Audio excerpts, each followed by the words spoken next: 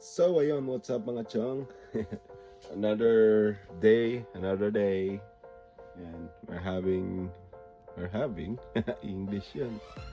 Actually ngayon is last day namin dito sa hotel na tinutuluyan namin. And wala akong masyadong ginagawa. Kausap ko lang si Chang. Ayan, kausap ko si Chang. Tapos ayan, Netflix and chill dito sa van.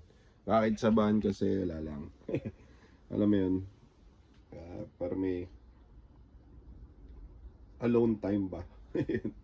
So ayun, kasi kami na tumitira sa hotel and dalawa kami, isang kwarto, dalawang beds, king size bed. Ayun, malaki yung kama, pero ayun nga,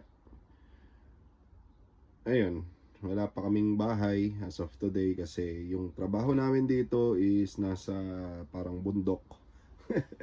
Ayun, every 10 days ganun, 1-2 weeks, na lumilipat-lipat kami ng lugar. Hinahabol kasi nila na matapos lahat ng mga hindi pwede or mahirap gawin pag winter kasi sobrang lamig, may snow, alam niyo naman.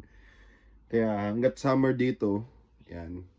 Hanggat summer dito, tinatapos namin yung mga lugar na kung saan hindi namin magagawa or mahirap gawin pag winter kasi nga sobrang lamig. Lalo na yung mga tabi ng coastline, yung mga nasa tabing dagat, yan talagang sobra namang lamig. Ngayon pa lang giniginaw na kami, what more kung ano. Pero kahit papano medyo climatized na tayo.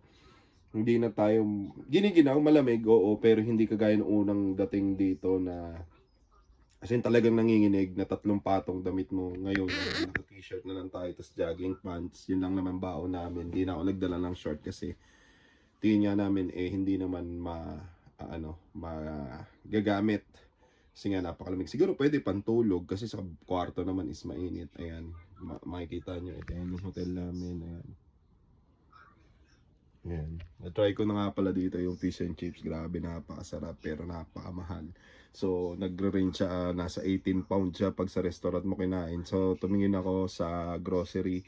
Meron naman ng fish and chips na buttered na piprito mo na lang, nasa around. Yung fish is nasa around 4 pounds.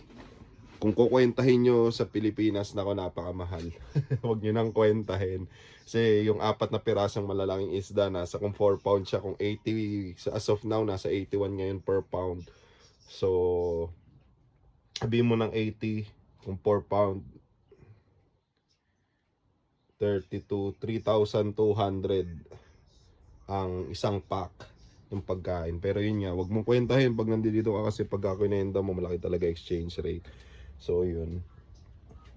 So ayun, tapos na. Nag-impake na ako ng gamit. So mamaya, biyahe na kami. Pakita ko sa inyo yung daan.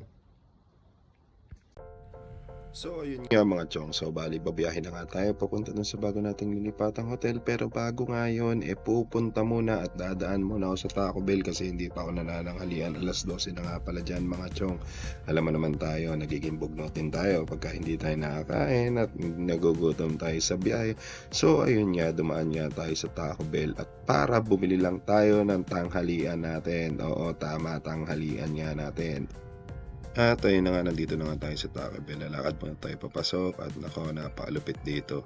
Walang kahera, walang kukuha ng order mo. Kung hindi, ang gagawin mo lang, pupunta ka dito sa machine, pipindutin mo kung anong gusto mo. At syempre, dahil mayabang tayo, syempre, gagamitin natin Apple Pay pambayad. Oo, tama kayo, naka-Apple Pay tayo dito mga chong.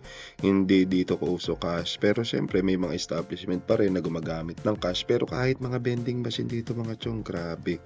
Mga vending machine dito, Apple Pay na rin ang gamit. Kaya nga pinag-iisipan ko kung bibili pa ba tayo, mag-upgrade ba tayo ng bagong iPhone o tsatsagain natin iPhone 13 natin. Bumili na rin naman ako ng power bank para, alam mo yun, lagi na kasi siya nalolobat kaya kailangan ko talaga siya laging naka-charge.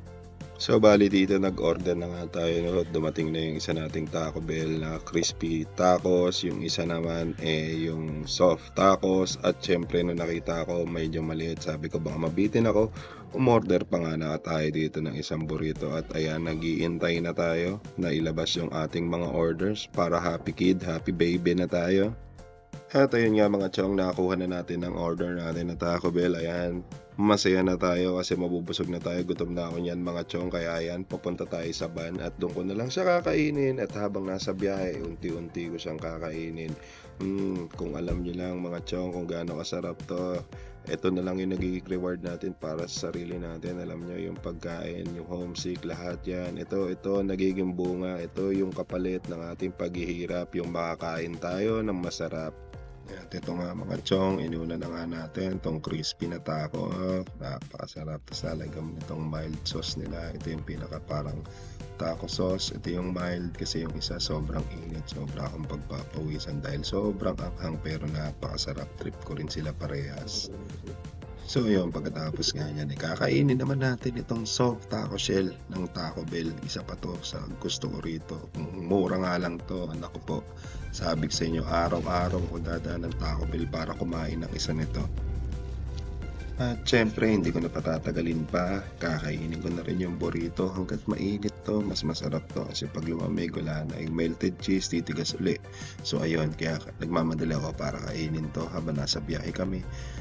So ayun nga mga chong, makikita nyo, grabe pawis ko kasi sobrang anghang talaga nung fire na parang taco sauce nila, pero grabe solid, napakasarap.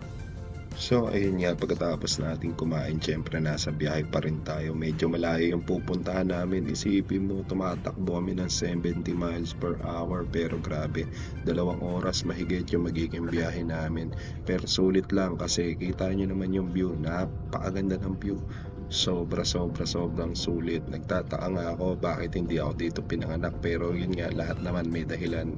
Ayun, nasilayan ko to, pero sana masilayan din to ng mga pamilya ko, ng mga taong mahal ko. Sana minsan dumating yung pagkakataon na mabigyan ako para madala ko silang lahat dito. So, bali ayun nga, nakatulog na tayo dito at yun, ginising lang ako ng kasama ko. Sinabi sa akin, napakaganda nga ng view.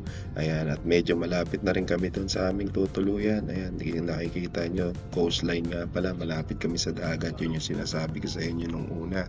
Kasi pag nag-snow at dumating yung winter, grabe, napakalamig dito. Isipin mo, nagyayelo lahat, tapos yung galing na hangin dun sa dagat papunta sa isla, ako po, grabe, napakalamig nun. Iniisip ko pa lang, nanginginig na ako.